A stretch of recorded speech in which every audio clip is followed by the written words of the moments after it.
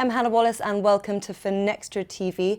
Kindly joining us in the studio today to discuss the evolution of payment service providers marketplace is Dalbir Sahota from LexisNexis Risk Solutions. Dal, thank you very much for taking the time to speak with us. It's good to have you on. Thanks, Hannah. Appreciate you having me here today. No problem. This is a really interesting topic and I want you to bring us up to date first with where we are in the PSP marketplace. Tell us, where is the market seeing consolidation? I know you want to talk about that today. Yeah, brilliant question. I think consolidation, if we look at payment space and the market opportunities that have been there for many years now, I think the startups have really latched on to the market opportunity. So as in many cases where there is market opportunity, you see a herd of startups really going for that market opportunity. And that's what we've seen. We've seen many startups emerge over the years, heading towards the goal and the goal that exists within the marketplace opportunity. And now what we're seeing is some level of consolidation. And that typically happens when the market starts to mature. And what we're seeing in that space is certain providers, existing providers, using and coming together with payment service providers. So one of the largest card companies globally recently acquired a payment service provider. And really some of the drivers for doing that is to supplement the existing capabilities that card provider had. So thinking about what is their core markets, what is their core products and value propositions for the problems that they're solving, and how can they supplement that with new technologies, new ways of doing things, new ways to taking friction out of payments. They can bring that together very, very quickly by acquiring a payment service provider. So that's the level of consolidation that's really happening that we're seeing in the marketplace. All right, that's interesting to see how the market's moved along there and evolved. So tell us, and taking that into account, what's the role of the financial institutions as the market consolidates? What about that? So I think the financial institutions naturally been a fabric of payments for many, many years. I don't see that going away, and I think there's just a level of evolution happening in the space. So there's mutual things that PSPs are learning from FIs and financial institutions and vice versa. So let me sort of break that down in a few sort of terms. So what I would say, historically, I think financial institutions, their agility to innovate and to drive new opportunities for consumers or their buy-side type customers has been relatively slow, and that's just by the nature of them being historical in nature. And PSPs, startups, very, very exciting. They're built from the ground up, and that coming together, I think this is just perfect marriage really happening. On the other side, that drives the innovation for FIs, solving from some critical friction problems around payments. On the other side of it is the PSPs, being startups, really starting from the ground up, don't have a mass culture in terms of risk management. So when I'm talking about risk management, specifically around having a posture for anti-money laundering compliance, for data security, for cyber security, this is something that they've had to build up from the ground up. However, the FIs have heavily invested in this. They've built cultures, frameworks, people, process around this.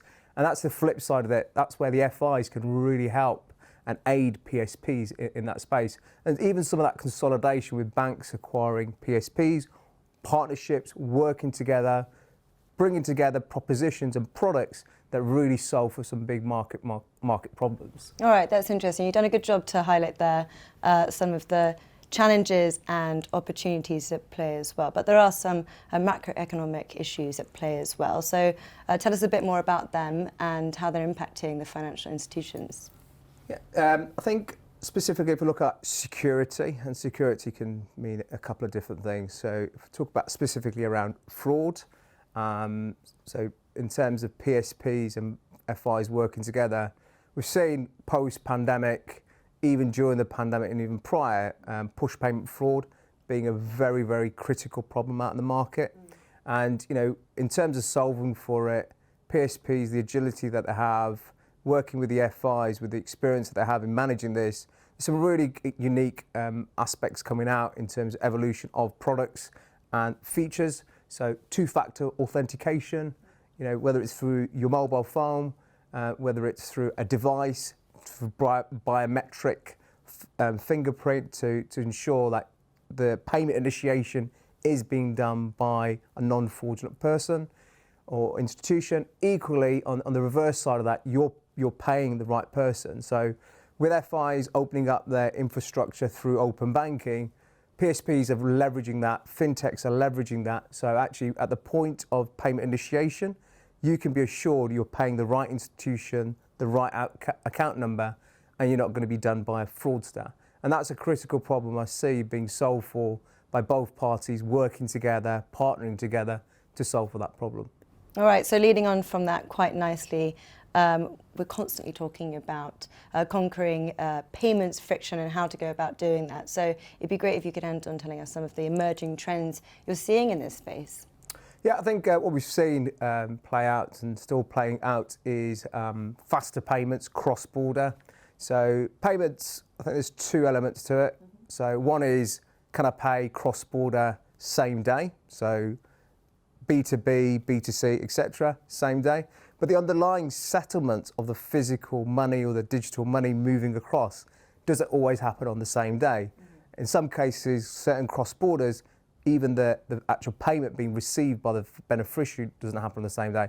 So I think that's going to continue, and I think it's going to continue at some level of speed. And I think technology will drive how that comes together. I certainly see blockchain really playing a key aspect to achieving that.